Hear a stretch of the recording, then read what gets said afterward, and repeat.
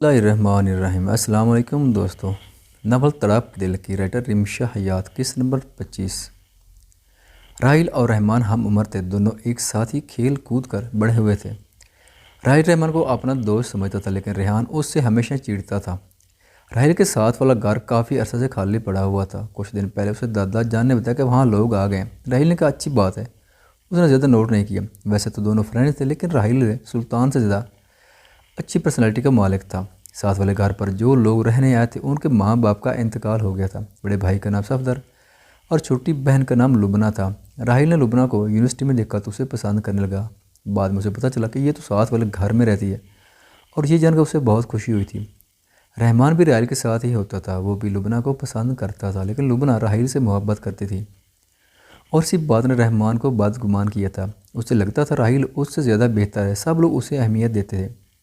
आहिस्ता आहिस्ता वो पूरी तरह राहिल से बदगुमान हो गया और उसे जेलस होने लगा था। रहमान से छोटा सुल्तान कौसर को पसंद करता था। दोनों ख़ानदान की आपस में अच्छी जान पहचान थी। एक दूसरे के घर आते रहते थे। उस काम के सिलसिले में दूसरे शहर जाना था, इसलिए उसने सोचा वापस आकर अपने बाप से अपने और कौसर कौसर के रिश्ते की बात करेगा। लेकिन उसके जाते ही राहिल ने अपने बाप को अपनी पसंद के बारे में बताया, और दादाजान ने सब मालूम करवाया तो लुबना में उनको कोई बुराई नज़र नहीं आई थी, बल्कि उनको तो सफदर भी कौसर के लिए अच्छा लगा था। इस बारे में दादाजान ने सफदर से बात की कि अगर उसे कोई मसला ना हो तो एक ही दिन तुम दोनों का निकाह रख लेते हैं। सफदर ने भी हामी भर ली, क्योंकि कौसर में कोई बुराई नहीं थी। दादी भी बहुत खुश थी। लेकिन जब लुबना के निकाह की खबर रहमान को मिली तो वो खुश नहीं था। उसने सोचा कि वो अपने दिल की बात लुबना को बताएगा। जो कुछ वो उसके बारे में सोचता है वो उसे सब बताएगा। उसने लुबना को मैसेज किया और मिलने का कहा। लुबना ने कहा कल वो मार्केट शॉपिंग के लिए जा रही है, वहाँ आ जाए, क्योंकि लुबना रहमान को अपना भाई समझती थी। अगले दिन जब रहमान ने अपने दिल की बात लुबना को बताया तो उसे गुस्सा तो आया था, साथ वो हैरान भी हुई थी। आपको मालूम है ना कि मेरा निकाह राहिल से होने वाला है, और आपको ऐसी बात कहते हुए शर्म आनी चाहिए। राहिल आपके दोस्त हैं। लुबना ने अपनी जगह से खड़े होते कहा, मैं भी उसका दोस्त हूँ, और ऐसा उसमें किया जो मुझ में नहीं। मैं भी तुमसे मोहब्बत करता हूँ, तुम्हें खुश रखूँगा, और तुम्हें क्या चाहिए। रहमान ने भी खड़े होते थोड़ा गुस्से से कहा, लेकिन मैं जिससे मोहब्बत करती हूँ वो राहिल है। आप मुझे वो खुशी नहीं दे सकते जो राहिल दे सकता है, क्योंकि वो मेरी मोहब्बत है। और उम्मीद करती हूँ कि आप इस बेहुदा ख्याल को अपने दिमाग से निकाल देंगे और दोबारा मेरे सामने ऐसी कोई बात नहीं करेंगे। लुबना ने संजीदगी से कहा और वहाँ से चली गई। रहमान अभी भी वैसे ही खड़ा था। लुबना को तो उसकी फीलिंग की परवाह तक नहीं थी। लुबना, तुमने ये अच्छा नहीं किया, रहमान ने बेबसी से कहा, और वहाँ से चला गया। अरसम मलाइका के घर आया था। मलाइका को तो समझ नहीं आ रही थी कि वो करना क्या चाहता है। उसे डर भी लग रहा था। उसने अरसम से पूछा भी, लेकिन उसने कोई जवाब नहीं दिया। अरमान घर पर ही था। उसने मलाइका को अरसम के साथ देखा तो काफ़ी हैरान हुआ था। आप यहाँ? अरमान ने खड़े होते अरसम को देखते कहा, जो मुस्कुराकर उसके गले जा लगा था।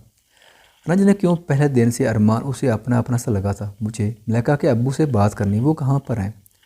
अरसम ने अरमान को देखते पूछा। वो अंदर है, आप अंदर आ जाएं। अरमान ने दरवाजे की तरफ देखा, इशारा करते कहा। अरसम कमरे में दाखिल हुआ। उसने मलाइका के अब्बू को सलाम किया और कहा कि वो अकेले में उनसे बात करना चाहता है, इसलिए अरमान और यास्मीन बाहर चले गए।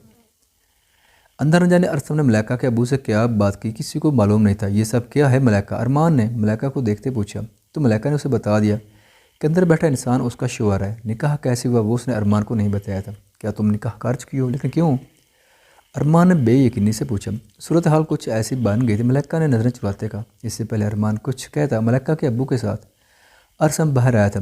मलाइका, अपना सामान बांध लो, तुम अरसम के साथ जाओगे। मलाइका के अब्बू ने संजीदगी से कहा, ये आप क्या कह रहे हैं? यास्मीन ने आगे आते हैरानगी से पूछा। निकाह के बाद लड़की को अपने शोहर के साथ ही रहना चाहिए, मलाइका के अब्बू ने कहा। तो यास्मीन ने हैरानगी से अपने शोहर की तरफ देखा था। अरमान खामोश था। इस लड़के ने हमारी बेटी की जान बचाई है और हमें इसका शुक्रिया अदा करना चाहिए, मलाइका के अब्बू ने कहा। अरसम चेहरे पर मुस्कुराहट लिए खड़ा था। न जाने अरसम ने उसको ऐसा क्या कहा कि वो बिल्कुल भी परेशान नहीं थे, या उनको मालूम था कि अरसम सफवान खान का छोटा भाई है।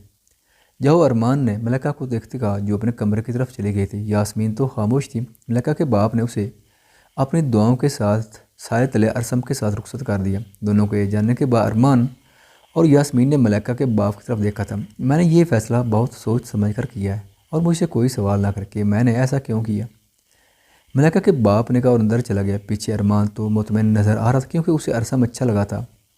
लेकिन यास्मीन को तो कुछ समझ नहीं आ रही थी कि अचानक हुआ क्या। अचानक से एक लड़का आता है और कहता है कि वो निकाह कर चुका है और लड़की को लेकर चला गया। खैर मुझे क्या है, उसका बाप जाने या वो खुद। यास्मीन ने मुंह में बुड़बुड़ाते हुए कहा और वहाँ से चली गई। अरमान भी अपने कमरे की तरफ चला गया। डैड आप फिक्र मत करें, मैं वहाज को संभाल लूँगा, आफाक ने सुल्तान को देखते कहा। आफाक वहाज को अस्पताल से अपने फ्लैट पर ले आया था, जो अभी बेहोश था और ख़तरे से बाहर था। तुम्हें लगता है कि इतना सब होने के बाद मैं तुम्हें वाज के साथ छोड़ूंगा? सुल्तान ने गुस्से से आफाक को देखते कहा। अगर मैं ऐसा ना करता तो वो सारी हकीकत आपकी बीवी को जाकर बता देता, फिर आप क्या करते?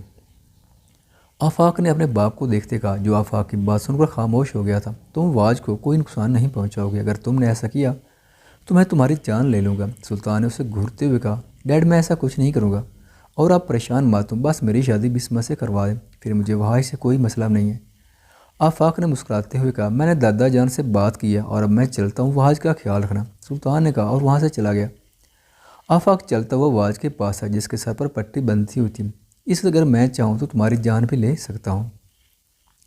हैरत की बात है ना, तुम मेरे भाई हो लेकिन फिर भी मुझे अच्छे नहीं लगते और मेरे दिल में तुम्हारे लिए उस वक्त ज़्यादा नफरत पैदा हुई जब डैड ने अपना ऑफिस तुम्हारे नाम कर दिया कि तुम ज़्यादा समझदार हो और अच्छी तरह बिजनेस को संभाल सकते हो। लेकिन अब मैं तुम्हारी जान लेकर ये किस्सा ही ख़त्म कर दूंगा। लेकिन अभी तुम आराम करो, कल सुबह तुमसे मिलने आऊँगा आखिरी बार, आफाक ने मुस्कुराते हुए कहा और वहाँ से चला गया। उसके जाते ही वाहिद ने आहिस्ते से अपनी आंखें खोली और कमरे को देखने लगा। वो कब का होश में आ गया था। उसने उठने की कोशिश की लेकिन उठ नहीं पाया। बड़ी मुश्किल से उसने उठकर बेड से टेक लगाई और गहरा सांस लेने लगा। वो जानता था कि ये आफाक का फ्लैट है और वो इसकी खिड़की से कूदकर भाग भी सकता था, क्योंकि डॉक्टर ने आफाक को कहा था उसे कल तक होश आएगा। इसलिए मुतमईन सा होकर वहाँ से चला गया था। वहाज ने हिम्मत करते खुद को खड़ा किया और चलता हुआ खिड़की के पास आया। नीचे फासला कुछ ज़्यादा नहीं था, लेकिन वहाज की पहले ही हालत ठीक नहीं थी। लेकिन यहाँ से भागना भी ज़रूरी था, इसलिए वहाज ने अल्लाह का नाम लिया और खिड़की से कूद गया।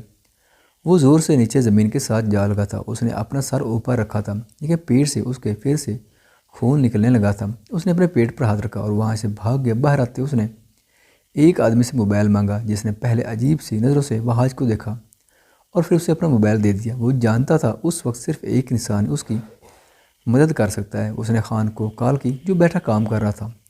खुद दीवार के साथ टेल गया खड़ा हो गया था। उसका सर घूमने लगा था। खान ने अपने मोबाइल की तरफ देखा, नंबर अनजान था। उसने माथे पर बल लिए, कॉल को अटेंड करते कान से लगाया। भाई, वहाज ने बस इतना ही कहा था। खान फ़ौरन उसकी आवाज़ पहचान गया था। वहाज तुम ठीक हो?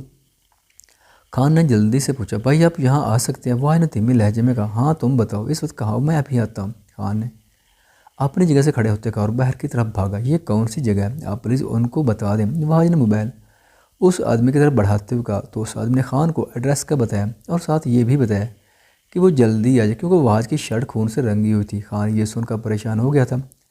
तेज ड्राइविंग करते वो वहाँ पहुँचा। वहाज वहीं ज़मीन पर ढहसा गया था। खान अपनी गाड़ी से बाहर आया और भागता हुआ उन दोनों की तरफ आया। उसने उस आदमी का शुक्रिया अदा कर वहाज वहाँ के पास घुटनों के बाल बैठ गया, जो नीम बेहोशी में था। वहाज खान ने उसके चेहरे को थपथपाते उसे पुकारा। उसकी हालत देखकर उसे दुख हो रहा था। उसने वाज को कंधे से पकड़कर खड़ा किया और अपनी गाड़ी की तरफ ले गया। खान की अपनी शर्ट पर भी खून लग गया था। आपने बाबा से क्या कहा? गाड़ी में खामोशी छाई हुई थी, जबकि मलाइका की आवाज़ गूंजी। तुम्हें क्या लगता है मैंने ऐसा क्या कहा होगा जो वो फ़ौरन मान गया और तुम्हारी रुखसती भी कर दी? अरसम ने गाड़ी रोकते हुए कहा, कोई फजूल सी कहानी सुना दी होगी, उससे ज़्यादा आप कर भी क्या सकते हैं? मलाइका ने बाहर देखते कहा, मिसेज मैं बहुत कुछ कर सकता हूँ और वो तुम्हें आज कमरे में जाते पता चल जाएगा। अरसम ने मलाइका को बाजू से पकड़कर खुद के करीब करते कहा। वो तो उसकी बात सुनकर सटापटा गई थी। तुम तो अभी से शर्माने लगी हो। अरसम ने मलाइका के सुर्ख चेहरे को देखते शरारती लहजे में कहा, बाजू छोड़ो मेरा। मलाइका ने अपने हाथ की तरफ इशारा करते कहा। दो छोड़ दिया। अरसम ने मलाइका का हाथ अपने लबों तक लगाते वहाँ बोसा देने के बाद उसके हाथ को छोड़ते कहा, और अंदर तुम कुछ भी नहीं बोलोगे। अरसम ने आखिरी बात संजीदगी से कही और गाड़ी से बाहर चला गया। मलाइका भी गाड़ी से बाहर आ गई। उसका दिल घबरा रहा था, ना जाने अरसम के घर वाले कैसे होंगे। अरसम ने महसूस कर लिया था कि मलाइका घबरा रही है। उसने आगे बढ़ते उसका हाथ पकड़ लिया। घबराने की ज़रूरत नहीं है, मैं तुम्हारे साथ हूँ। अरसम ने मलाइका को देखते कहा और उसे अंदर ले गया। सब लोग बैठे बातें कर रहे थे जब तहरीम की नज़र अरसम पर पड़ी, लेकिन वो साथ एक लड़की देखकर हैरान हुई थी। अरसम, ये लड़की कौन है? तहरीम ने हैरानगी से पूछा। बिस्मा। और दादा जान ने भी अरसम की तरफ देखा था। खाला जान, ये मेरी बीवी है, अरसम ने कहा। तो तीनों ने बेयकीनी से अरसम की तरफ देखा। ख़वातीनो हज़रात, वीडियो देखने का शुक्रिया। अगर वीडियो पसंद आए तो चैनल को सब्सक्राइब करें और साथ ही बेल के आइकन को लाजमी प्रेस करें ताकि आपको आने वाली वीडियोज़ के अपडेट सबसे पहले मिल सकें। खुदा हाफिज़।